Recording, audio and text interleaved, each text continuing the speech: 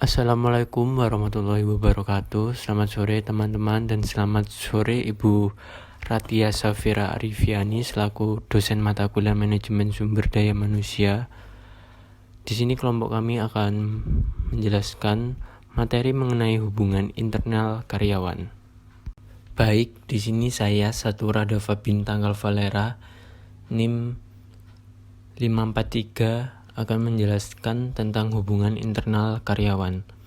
Hubungan internal karyawan adalah aktivitas-aktivitas sumber daya manusia yang berhubungan dengan perpindahan para karyawan atau pekerja dalam suatu organisasi. Dan aktivitas-aktivitas tersebut biasanya meliputi aktivitas promosi, pemecatan, pengunduran diri, outplacement, pemberhentian sementara, transfer demosi, dan pensiun, termasuk juga disiplin dan disipliner juga termasuk hubungan penting dalam hubungan karyawan internal. Employment at will. Employment at will merupakan kontrak tidak tertulis di mana karyawan setuju bekerja untuk majikan tetapi tidak ada kesepakatan untuk berapa lama persetujuan kerja itu akan berakhir. Disiplin dan tindakan disipliner. Proses tindakan disipliner bersifat dinamis dan berkelanjutan, karena tindakan-tindakan seseorang bisa mempengaruhi orang-orang lainnya. Dalam sebuah kelompok kerja, penerapan tindakan disipliner yang tepat bisa mendorong perilaku baik dari para anggota kelompok lainnya.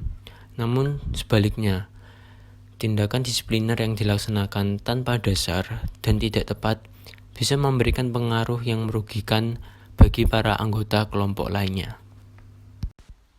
Proses tindakan disipliner yang pertama segera atau bounce immediately.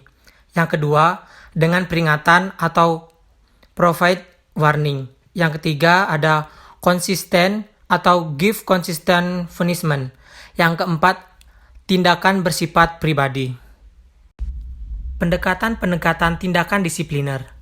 Beberapa konsep mengenai pelaksanaan tindakan disipliner telah dikembangkan. 3 dari konsep yang terpenting adalah hot, stove, dan rule. Tindakan disipliner progresif dan tindakan disipliner tanpa hukum. Salah satu pendekatan untuk melaksanakan tindakan disipliner disebut sebagai aturan tungku panas.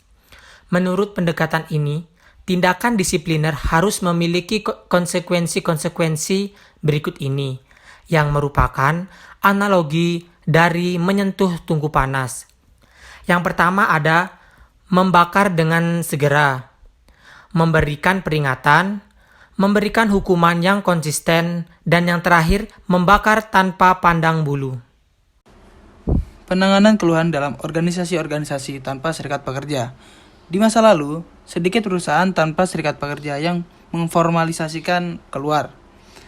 Tidaklah demikian, bagi halnya mereka, sebagian besar perusahaan yang berukuran besar atau menengah, serikat pekerja telah menyusun prosedur keluhan formal dan mendorong penggunanya. Jadi, meskipun tidak ada serikat pekerja, tapi mereka tetap mendapatkan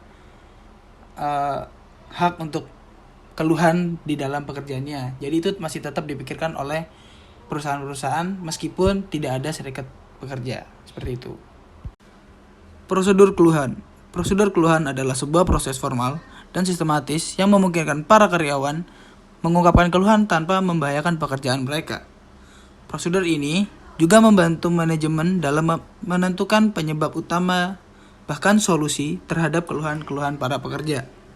Hampir semua perjanjian ketenaga kerjaan memasukkan beberapa bentuk-bentuk prosedur keluhan. Nah, ada kondisi-kondisi lain yang biasa menimbulkan keluhan termasuk yang berikut ini.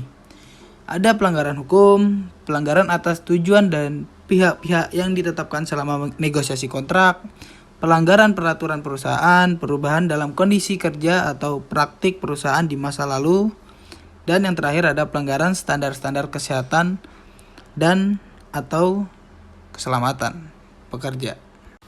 Hubungan internal karyawan, yaitu ada demosi, yaitu pemindahan jabatan yang lebih rendah. Mengapa dilakukan seperti itu? Karena salah satu yang terkena demosi ini karena tidak mampu bertanggung jawab terhadap pekerjaannya yang diberikan. Maka dari itu perusahaan memberikan tanggung jawab yang lebih rendah agar dia mampu bekerja sesuai dengan kemampuannya. Yang kedua ada pemberhentian. Pemberhentian ini dilakukan karena ada beberapa faktor. Faktor yang pertama memang si karyawan tidak bisa memperlakukan tugasnya dengan baik atau berbuat kesalahan, atau juga bisa perusahaan bangkrut. Maka dari itu pemberhentian ini dilakukan karena tidak mampu membayar karyawan tersebut. Ini biasanya dikenal dengan kata PHK. Lalu yang selanjutnya ada transfer. Biasanya dilakukan untuk reorganisasi. Jadi agar organisasi di dalam perusahaan itu tidak melulu itu saja, agar merefresh dan bisa menambah pengalaman baru dengan orang-orang yang baru. Terus yang kemudian ada promosi, yaitu naik jabatan yang lebih tinggi, di mana salah satu karyawan memiliki pekerjaan atau record kerja yang bagus, dia berhak untuk mendapatkan promosi jabatan yang lebih tinggi tanggung jawabnya. Terus ada lagi pengunduran diri. Biasanya dilakukan karena faktor dari karyawan tersebut, atau biasa tidak betah atau merasa gajinya kurang banyak atau merasa terlalu sedikit. Yang terakhir ada pensiun, yang memang sudah waktunya orang tersebut atau karyawan tersebut tidak boleh bekerja lagi karena udah sampai batas maksimal kerja.